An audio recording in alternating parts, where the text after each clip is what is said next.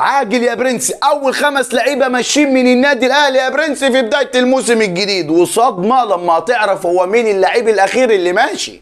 اول واحد معانا يا برنس هو برونو يا برنس، طبعا احنا كلنا عارفين من 30 سنه اللي هو ماشي. تاني واحد معانا يا برنس هو شادي حسين، طبعا انت عارف اللي هو كمان ماشي. تالت واحد معانا يا برنس هو ايمن اشرف، طبعا برضه انت عارف من 30 سنه اللي هو كمان ماشي. رابع واحد معانا يا برنس هو حمدي فتحي، طبعا انت عارف بقى ان بعد نهائي افريقيا طلعت الاخبار اللي هو ماشي، وفعليا حمدي فتحي ماشي الى الوقر القطري ب 3.5 مليون دولار. اما اللي انت بقى ما تعرفوش ان محمد شريف ماشي من الاهلي يا برنس، بعد ما الاهلي هيتعاقد مع مهاجم مرعب. استون فيلا الانجليزي يا برنس بيستعد ان هو يقدم عرض لمحمد عبد المنعم ما يتفوتش، وشكله يا برنس محمد عبد المنعم ماشي. والزمالك يا برنس يجدد عقد الجزيري لغايه 2025، وجمهور الزمالك بيقول دلوقتي للجزيري عاوزينك تشد حيلك شويه. واشرف عبد العزيز محامي كهربا يا برنس بيقول لك غرامه كهربا جاهزه بالكامل وهندفعها، وانا بقول لجمهور النادي الاهلي مفيش حد يقلق،